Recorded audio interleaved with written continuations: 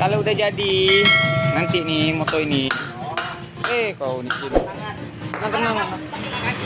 Mana pula Kim? Nanti kalau udah jadi nih kan kena kenangan Kim.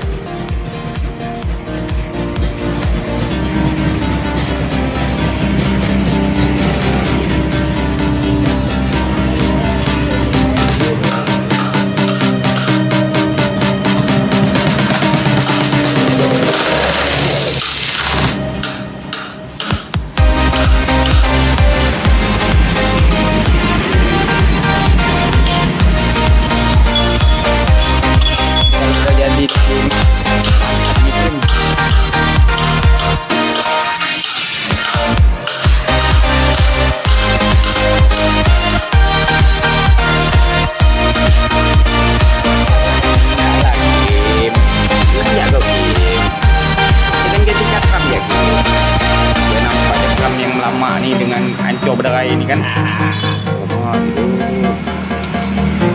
Walaupun kata nggak, oh iya, motor kancai. Motor kancai ya. Mana itu kok? Behel belakang kan? Behel belakang mana? Hah? Bagus kok tempat aku ya nak, kau nak ngecek? Iya ke?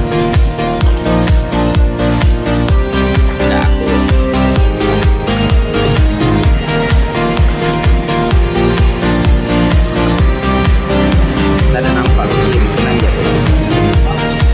Pasti kau terjaga dengan aman. Mantap.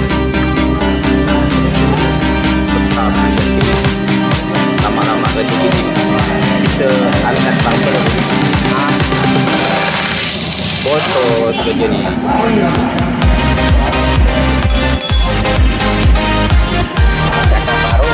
Banyak lah. Ambil lah Kim. Ambil lah kau. Yang baru lah.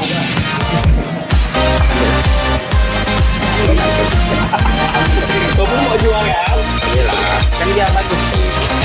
Dia terawat Kim. Pasang perak ni. Alay. Foto menantu.